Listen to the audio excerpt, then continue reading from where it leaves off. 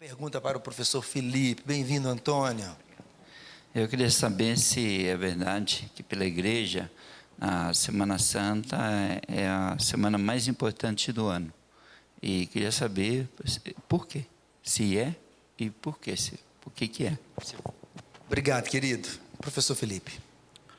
Sem dúvida, é a semana, os antigos chamavam de Semana Maior, né? Porque nós celebramos a Páscoa, né? Nós celebramos o acontecimento mais importante da nossa fé. Por isso, como na Semana Santa nós temos o Tríduo Pascal, que precede a Páscoa, né? Então, é uma semana por excelência no calendário litúrgico. Por isso é chamado de Semana Santa, principalmente por causa da celebração da Páscoa. Ok, professor Felipe, eu estou aqui agora com o Diego, perdão. É o Diego, ele é também de Sumaré. Ele tem uma pergunta para o padre Leandro. Bem-vindo, Diego. Tudo bem contigo? Tudo bem, graças a Deus.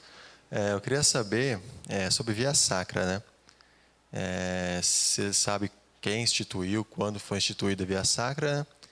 E se possui alguma indulgência para quem pratica, para quem faz, medita, né? Na paixão do Senhor e tudo mais. Obrigado, Diego. Sim, na verdade, sempre nós procuramos datas, né, corretas, aqui esta data. E nós vamos encontrar na própria Sagrada Escritura, e já no primeiro século do cristianismo e nos séculos posteriores, que os apóstolos e os primeiros cristãos começaram a celebrar de tal forma que eles iam revivendo, né, aqueles acontecimentos que fazem parte da nossa salvação e da nossa redenção. Então, a Via Sacra, o próprio nome fala, né? Via nós conhecemos como rua ou caminho, né? Sacra, porque é sagrada, né? Também chamada de Via Crucis, né? É a via, é o caminho para se chegar à cruz. E claro, não estacionamos na cruz, mas é da cruz que vem a ressurreição, a vida nova em Cristo Jesus. Então, nós vamos encontrar na história da igreja, sobretudo da igreja primitiva, diversas narrativas dos cristãos que já, lá em Jerusalém, sobretudo, eles faziam a Via Sacra, o caminho sagrado.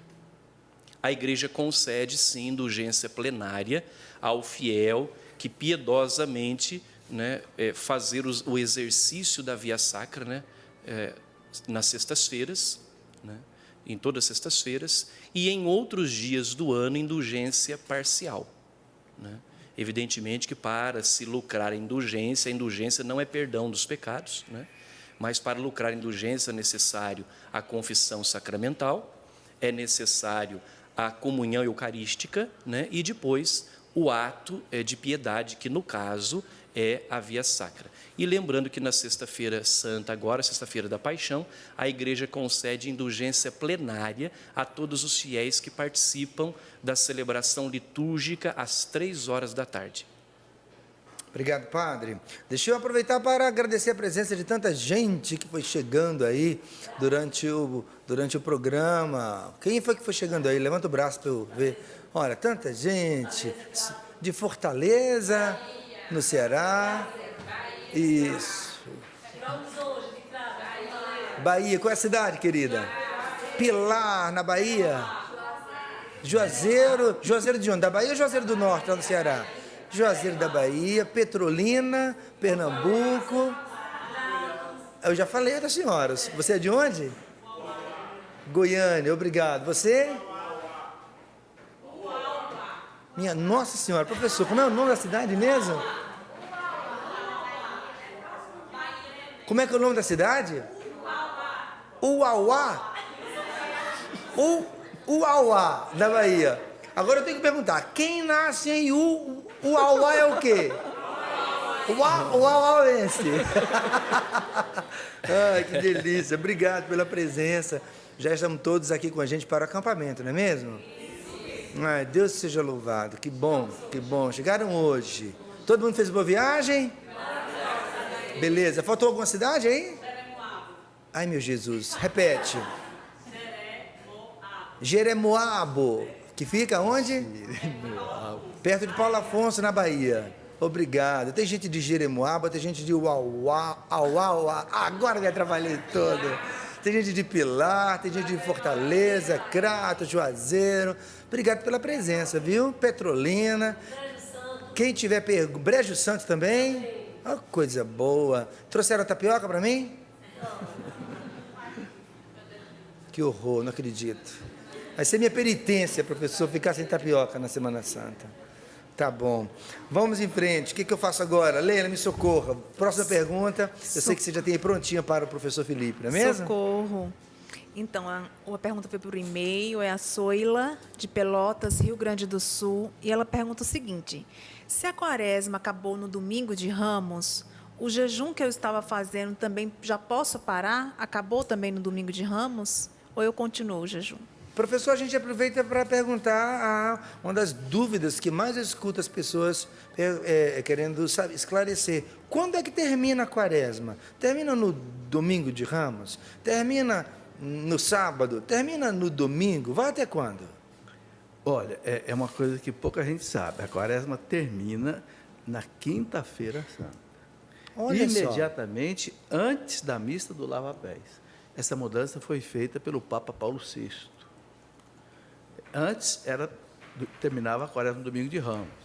Então, hoje a quaresma, eu conferi isso em 2 documentos da igreja, a quaresma hoje termina na quinta-feira santa, imediatamente antes da missa do lava-pés. Exclui a missa do lava-pés.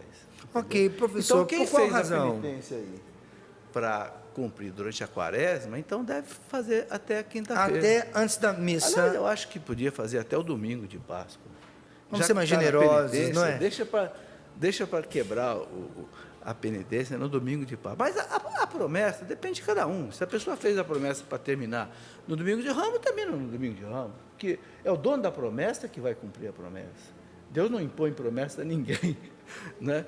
Então, que cada um cumpra conforme prometeu para Deus. Obrigado. Professor, só mais uma coisa. Por qual razão a quaresma termina com a missa da instituição da Eucaristia? Olha, no documento que o Papa colocou isso, ele não explica muito bem, mas ou pode até explicar, e eu não me lembro agora exatamente bem, mas eu conferi com 2 sacerdotes ainda essa semana, porque me perguntaram também isso, né? E eu não queria... tem até os documentos em que isso está colocado, né? Ok, Mas o motivo, Ricardo, é que a penitência, a oração, quer dizer, vai até aí a quinta-feira. Aí começa o tríduo pascal. Então, aí você começa a celebração litúrgica dos atos. Com a missa da quinta-feira começa o tríduo, sexta, sábado e domingo. Eu penso que seja para levar a quaresma até o momento em que você começa as celebrações litúrgicas, né? próprias do tríduo pascal. Ok, obrigado. A Leila, parece que ela tem alguma informação ali que ela queria nos dizer. Ah, sim. E para quem tem dificuldade em fazer o jejum, nós temos o nosso livro, né? Práticas de Jejum, do Monsenhor Jonas Abib, está no nosso shopping. É bem baratinho, você pode estar adquirindo já para a próxima quaresma. E, claro, também a igreja também convida, né, a gente fazer jejum. Aqui na Canção Nova a gente faz jejum quartas e sextas-feiras. Então, também você é convidado durante o ano também a praticar o jejum, não só na quaresma, mas também durante o ano. Ok, muito obrigado, Leila. Essa página que a Leila mostrou agora, você pode acessar sempre, é o shopping.cançãonova.com, onde você vai encontrar todos os nossos produtos. Legal? Padre Leandro, estou aqui com a Marta Varcoleno, creio eu. Desculpa, viu, querida Marta, se eu estiver errando o seu nome aqui.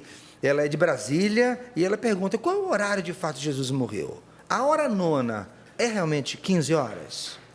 Jesus ele foi crucificado ao meio-dia, né, conforme a narrativa dos evangelhos, e ele morre exatamente às 15 horas. Né? É o horário em que ele morre. Conforme a narrativa bíblica dos evangelhos, ele entrega ao Pai o Espírito. Perfeito. Como é que é essa relação entre hora nona e 3 horas da tarde? Porque será a forma, sobretudo, do jeito que os judeus contavam a hora, né? Então, ela coincide. Depois foi sendo transferido para o nosso jeito. É como, por exemplo, o calendário. Né? O calendário judeu, existe um mês chamado Nisan, né? E que, inclusive, nós encontramos isso lá no Antigo Testamento, no livro do Êxodo, quando Deus diz para Moisés: olha, diga aos filhos dos hebreus que no dia 10 do mês Nisan eles separem um cordeiro de no máximo 1 ano sem defeito, para que no dia 14 de Nisan, então seja sacrificado, né, e toda a narrativa ali do Êxodo para a libertação do povo. Então o mês era chamado Nisan, né? Então, traduzindo para o nosso calendário, né, nós vamos perceber que vai se adaptando. Então a mesma coisa é a hora, né? Para nós chamamos meio-dia, 15 horas, 18 horas, né? Então o modo com que eles contavam a hora nona é exatamente às 15 horas. A hora zero para eles era 6 da manhã, de modo que o meio-dia era a hora sexta, entendeu? Ok, Às por 7 isso às horas da 3 da primeira tarde é a hora nona. 8 horas da manhã, a hora segunda. E 9 horas, a hora terceira. Meio-dia, a hora sexta. 3 da tarde, a hora nona. Obrigado, professor E o dia Felipe. acabava para eles às 6 da tarde. Para o judeu, o dia começava nas 6 da manhã, terminava nas 6 da tarde. Por isso que eles sacrificavam os 2 cordeirinhos, chamado holocausto perpétuo, um cordeiro às 6 da manhã e um cordeiro às 6 da tarde. Era o famoso Cordeiro de Deus. Quando João Batista mostrou Jesus como Cordeiro de Deus, o povo já sabia. É aquele que vai ser imolado. Ok, vale a pena então, professor, responder já a pergunta aqui da Jurema Pires. Ela é de Nova Friburgo, no Rio de Janeiro. Obrigado, Jurema, pela sua participação. Ela faz uma pergunta muito interessante. Ela diz assim: professor Felipe, por que celebrar, comemorar a morte de Cristo se ao terceiro dia ele ressuscitou? Bem, esse comemorar, celebrar, tem um significado muito grande pelo seguinte, porque a morte do Cristo destruiu a nossa morte. E a ressurreição nos dá a vida eterna. Então, antes de nós podermos ressuscitar, nós temos que morrer para o pecado. E a morte do Cristo, a liturgia da igreja é muito bonita nisso. A liturgia fala, ele passou pela morte para destruir a morte. E aí nós podemos ressuscitar com ele. Quando São Paulo fala do batismo, é Romanos 6,3, São Paulo fala assim, não é? Que nós sabemos o que é o batismo. No batismo nós participamos da morte do Cristo e da sua ressurreição. Entende? Quer dizer, pela morte do Cristo, quando nós somos batizados, Ricardo, morre o nosso homem velho na mão do demônio. O demônio tinha posse do homem velho por causa do pecado original. Papa Paulo VI diz lá no credo do povo de Deus que o demônio assumiu um certo poder sobre o homem por causa do pecado original. Mas quando nós participamos da morte do Cristo, nós morremos com o Cristo. São Paulo fala, participamos da morte do Cristo no batismo. Nós morremos com Cristo e ressuscitamos. Então, você morre na mão do demônio e ressuscita na mão de Deus. Por isso é muito significativo celebrar a morte. Porque a morte é uma passagem das trevas, você abandona o mundo das trevas e vai ressuscitar no mundo da luz. Obrigado, professor. Leila já prepara a próxima pergunta para o professor Felipe. Eu vou aqui com o padre Leandro conversando sobre um dos gestos muito importantes da celebração da Sexta-feira Santa, que é o momento em que se beija a cruz. E a pergunta é a seguinte: por que se beija a cruz na Sexta-feira Santa? Isso não é adorar a cruz e não ao Cristo? É interessante que a igreja ela chama inclusive, né, esta celebração de adoração da cruz, né? E como eu mencionava até anteriormente, não significa que nós adoramos o objeto, né? Mas o que naquele objeto foi realizado, né? A nossa redenção, como já fora mencionado anteriormente pelo professor Felipe, né? Em Cristo a morte foi vencida. A morte, o pecado e o demônio, né? E até eu faço aqui um gancho na pergunta anterior, na resposta do professor Felipe. É interessante percebermos que quando igreja, nós celebramos, não é simplesmente uma comemoração ou simplesmente lembramos fatos do passado. Mas a celebração litúrgica da igreja, ela é um memorial.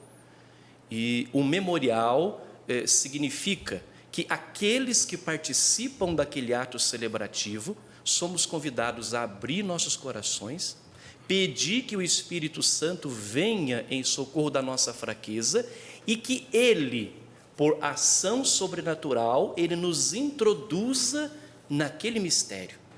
É como se o Espírito Santo, naquele momento, nos conduzisse para o momento do Calvário. Então, não é simplesmente nós recordarmos um fato do passado, mas a atualização daquele momento salvífico. Obrigado, padre.